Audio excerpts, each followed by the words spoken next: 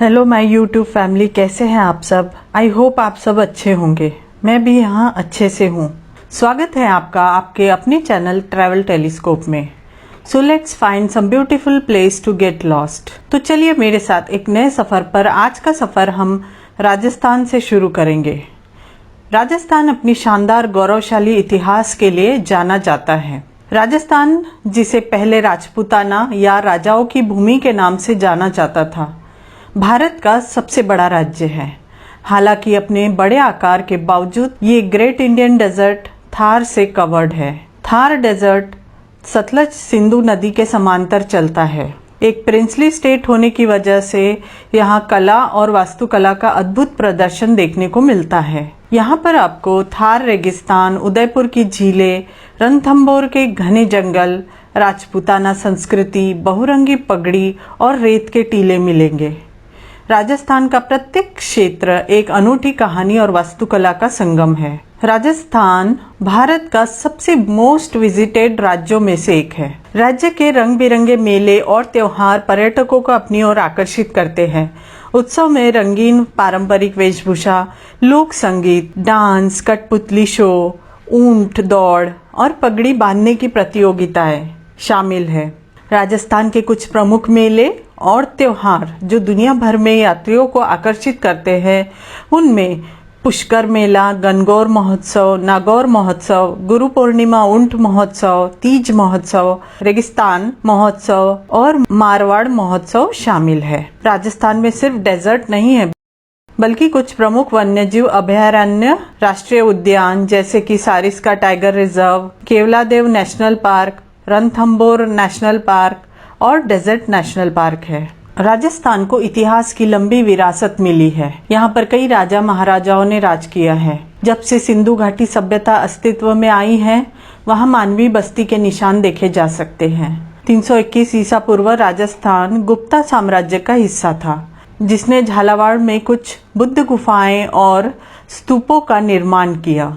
6ठी शताब्दी में कुछ राजनीतिक अशांति के कारण गुप्ता साम्राज्य का पतन शुरू हो गया।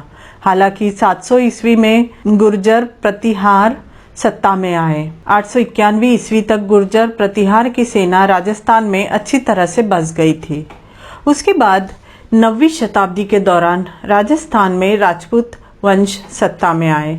10वीं शताब्दी में राजस्थान में चौहान वंश की स्थापना हुई। चौहान साम्राज्य के शासनकाल में राजस्थान पर विदेशी शासकों का लगातार आक्रमण होता रहा। 1191 में जब राजस्थान पर पृथ्वीराज चौहान का नियंत्रण था, तब मुस्लिम शासक मोहम्मद गौरी द्वारा लगातार हमले किए गए, जिसके परिणाम स्वरूप तराइन की पहली लड़ाई हुई थी। हालांकि मोहम्मद गौरी हार गया था, लेकिन 1192 में उन्होंने दूसरी बार हमला किया, जिसमें चौहान हार गए। 1200 ईस्वी में चौहान वंश के पतन के बाद मुगल शासकों ने राजस्थान में खुद को स्थापित करना शुरू कर दिया। राजस्थान का इतिहास बड़ा ही रोमांचक भरा है, तो इसे गौर से सुनिए। हेमू ने आदिल शाह सूरी के अंडर में मुख्यमंत्री के रूप में कार्य किया।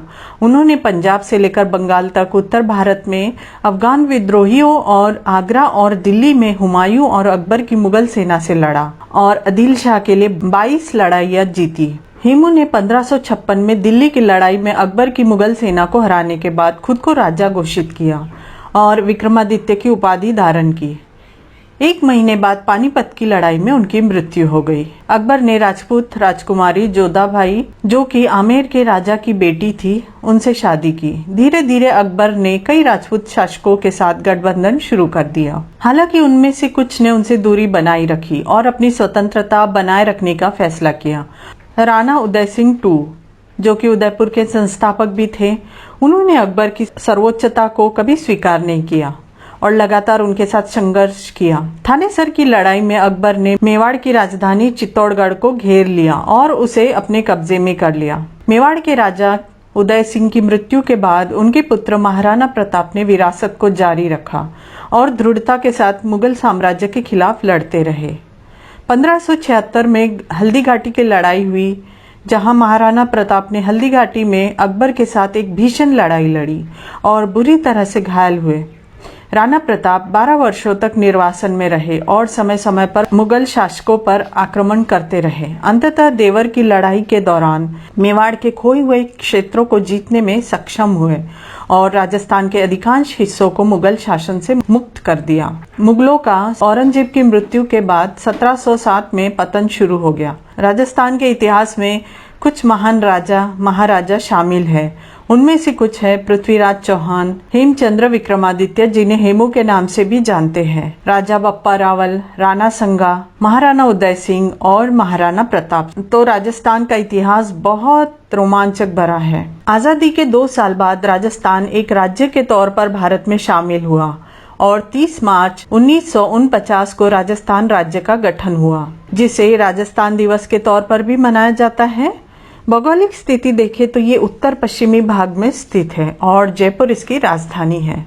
इसके 33 जिले और 7 डिवीजन हैं, जिसमें जयपुर, जोधपुर, अजमेर, उदयपुर, बीकानेर, कोटा और भरतपुर है। राजस्थान के पश्चिम और उत्तर पश्चिम भाग में मरुस्थलीय और अर्ध मरुस्थलीय है। इसे ग्रेट इंडियन डेजर्ट के नाम से भी जाना जाता है। वहीं दक्षिण पूर्वी भाग मैदानी और पठारी क्षेत्र है। राजस्थान का प्रमुख आकर्षण इसकी हवेली, महल और किले हैं और सबसे ज्यादा देखने वाले किलों में चित्तौड़गढ़, मेहरानगढ़, जैसलमेर, जयगढ़ और जूनागढ़ किले हैं। चित्तौड़गढ़ किला पर्यटकों का आकर्षण का केंद्र है क्योंकि ये एशिया का सबसे बड़ा किला है। राजस्थान में दिलवाड़ा जैन मंदिर और एकलिंगजी मंदिर जैसे प्रभावशाली हिंदू और जैन मंदिर हैं। राजस्थान का जयपुर का जंतर मंतर, मेहरानगढ़ किला, जोधपुर की बावड़ी, लेक पैलेस, बूंदी की मिनिएचर पेंटिंग्स और महल हवेलियां भारत की आर्किटेक्चरल विरासत है। जयपुर गुलाबी शहर के रूप में प्रसिद्ध है। जोधपुर में अधिकांश घर नीले रंग से रंगे गए हैं। अजमेर की अनासागर झील पर बना सफेद संगमरमर की बारादरी है। राजस्थान में सबसे अधिक देखे जाने वाले स्थलों में से जयपुर, भरतपुर, उदयपुर, जैसलमेर, रनकपुर, बीकानेर, जोधपुर, पुष्कर, माउंट आबू, अजमेर, चित्तौड़गढ़ है। भारत में घूमने का सबसे अच्छा समय शुरू हो गया है।